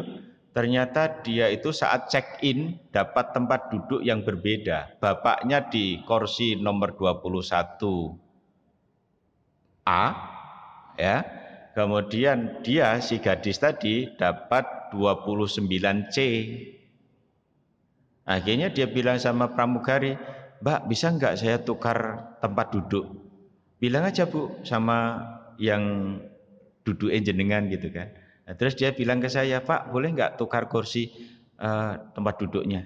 Kenapa? Itu bapak saya harus saya dampingi Pak. Kalau enggak nanti kalau ada apa-apa gitu kan. Oh ya nggak apa-apa, saya tak di tempat duduknya bapak, terus bapak di tempat duduk saya biar berdampingan dengan jenengan. Nah, terus saya ke kursi 21. Beliaunya yang Ustadz dari Bandung itu yang mau ngisi barengan saya sudah duduk, saya lewati. Maaf ya Pak ya gitu kan. Ya silakan gitu kan. Nadanya kok kelihatannya sudah ketahuan ini orang Bandung itu. Ya, akhirnya saya duduk pakai sabuk pengaman, terus aman. Saya tanya, Bapak dari mana? Dari Bandung. Ustadz Yunus ya? Kok Bapak tahu? Siapa? Saya Muhammad. Saya buka. Wah, Prof Muhammad. Masya Allah, kita dipertemukan Allah di sini gitu ya. Saya nggak ngira, tapi dengan keyakinan tadi ada wasilah dari itu tadi, ya. Monggo lah silakan itu. Anak saya termasuk kemarin diterima di MAN itu gara-gara sholawat itu. Saya sudah daftarkan di situ, ternyata nggak keluar angkanya, nomornya. Pindah ke MAN 2, nggak keluar lagi. Saya taruh di Muhammadiyah 5, Muhammadiyah 3. Sudah mau mendaftar, tiba-tiba ditelepon sama Pak Kepala. Nggak tahu kok tiba-tiba ditelepon. Itu karena saya sadar nilaimu itu kira ini nggak masuk Dik. Ayo setiap habis maghrib saya ajak jalan Mirota kampus berhenti di depan MAN itu ya. Terus apa? Sholawat minimal 100 kali saya berdua dengan dia selama seminggu. Alhamdulillah setelah dipanggil diterima terus nggak sholawat saya. Kan biasanya orang itu kalau punya masalah baru eling karo Gusti Allah gitu kan. Tapi kalau sudah nggak punya masalah gue dada gitu. Ya idealnya jangan gitu ya gitu ya. Tetap karena keistiqomahan kita itu nanti yang akan membawa kemudahan kita dalam menjalankan hidup.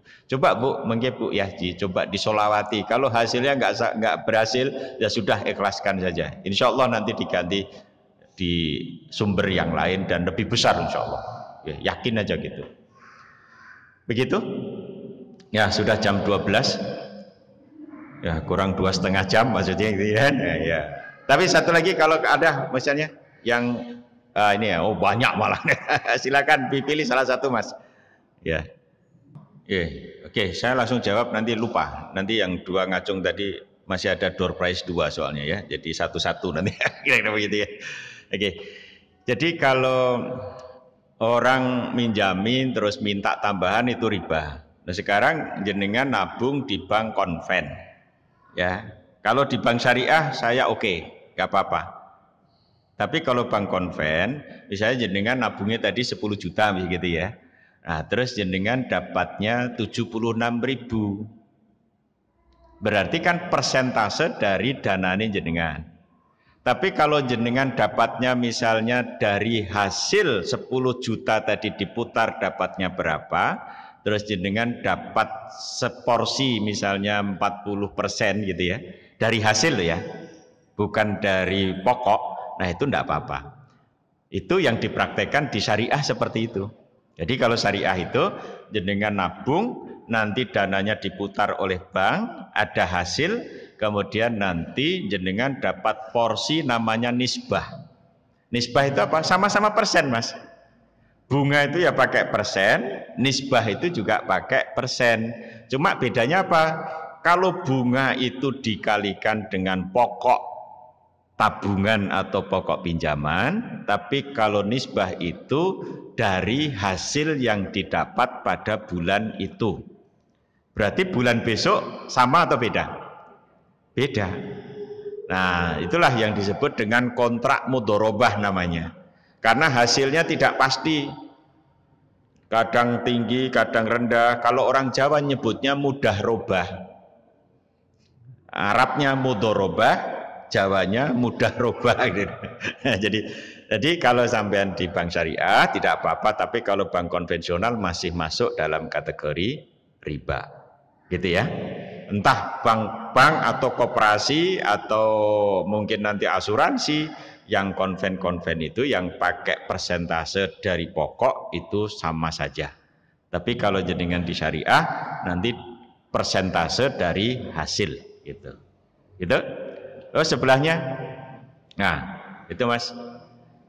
Nah, nanti yang satu lagi sini ada 3 ya. Negara utang pakai bunga ya. Jadi negara hutang pakai bunga toh. Yaitu yang dosa siapa? Ya sing ngurus negara. Pak, kita gimana? Rakyat itu urusan pemimpin. Kita cuma menerima. Maka idealnya kan begini. Bagaimana? Sebetulnya kan sumber penerimaan negara itu kan dari mana sebetulnya? Idealnya kan dari BUMN, dari kalau misalnya pajak dibolehkan, kita sudah bayar pajak gitu kan. Ternyata nggak cukup, ya karena kita terlalu boros pendapatan dengan pemasukan dengan pengeluaran terlalu besar pengeluaran karena punya keinginan yang ndak gitu kan. Ya meskipun itu nanti manfaatnya ya yang contoh sederhana aja misalnya jalan tol ya sekarang kan orang nggak ribut toh.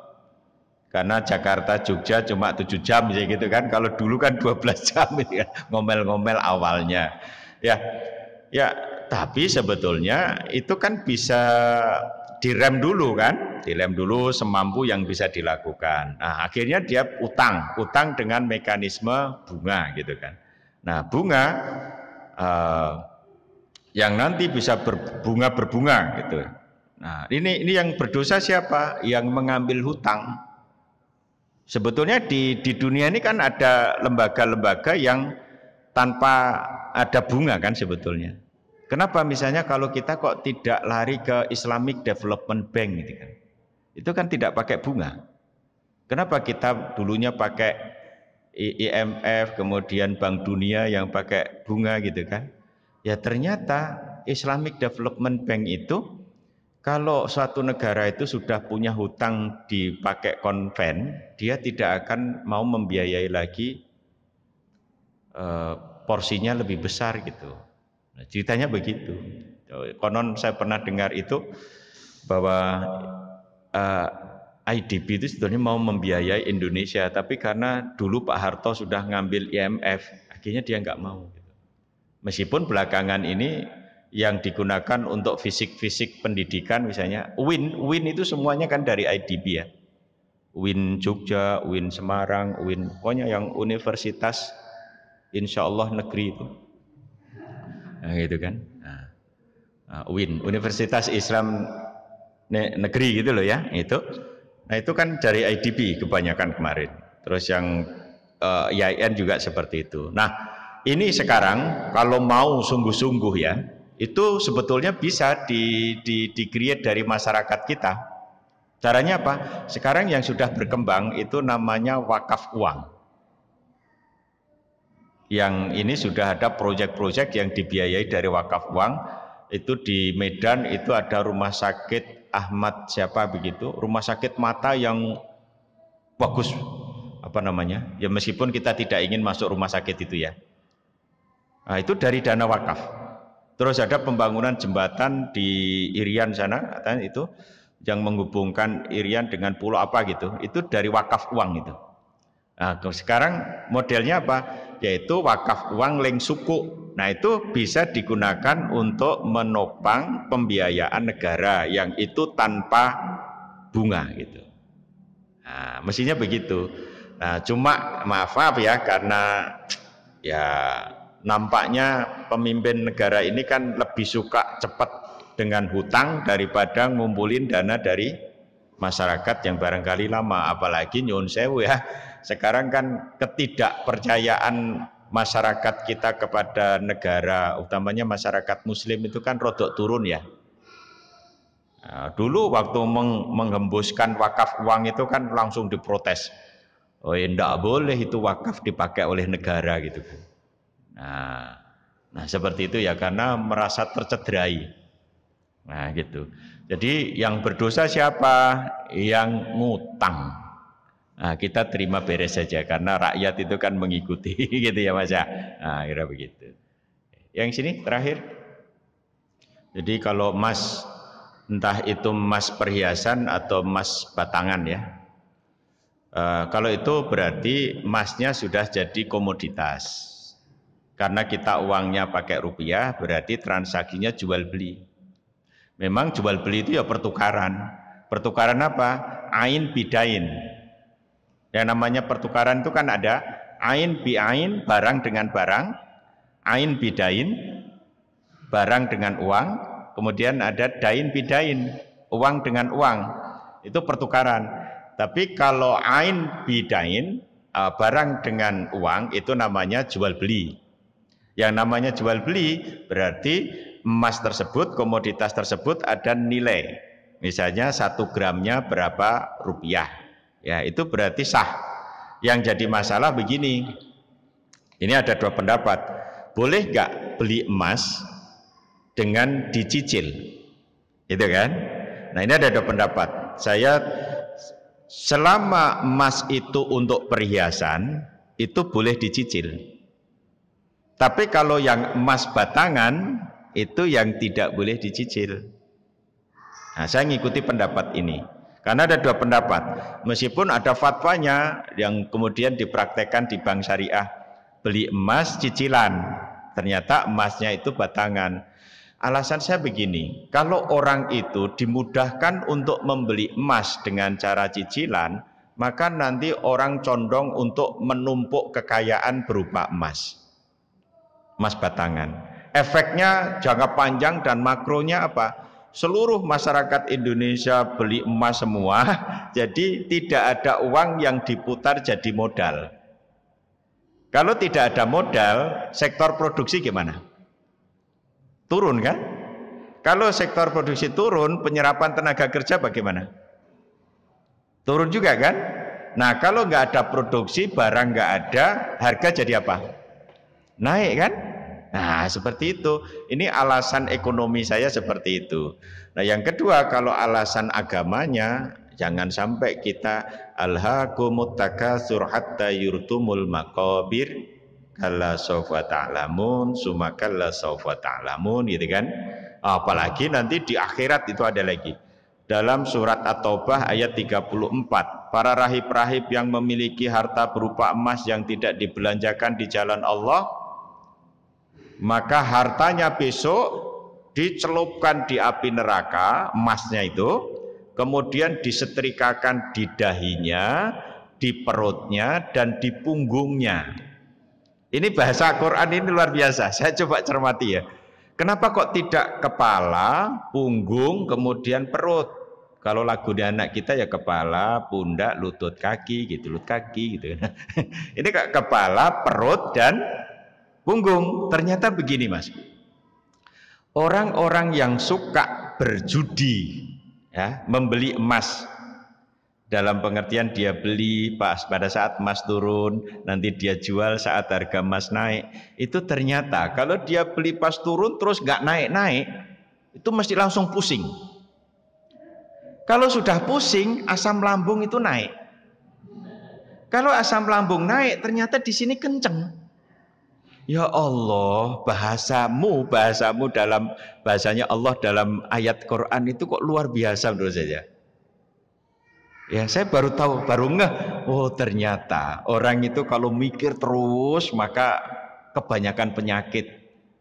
Karena asam lambungnya naik, asam lambung naik nanti di sini kenceng. Nah, begitu. Nah, ya jadi seperti itu Mas. Jadi kalau sampean beli emas untuk perhiasan, monggo silahkan. Dan Ibnu Taimiyah dan Ibnu Qayyim membolehkan dengan cara di kredit boleh, karena emas perhiasan itu seperti pakaian, karena akan dipakai kan. Tapi kalau emas batangan kira-kira dipakai atau enggak? Beli emas batangan, 1 kuintal gitu misalnya, terus dipakainya di mana?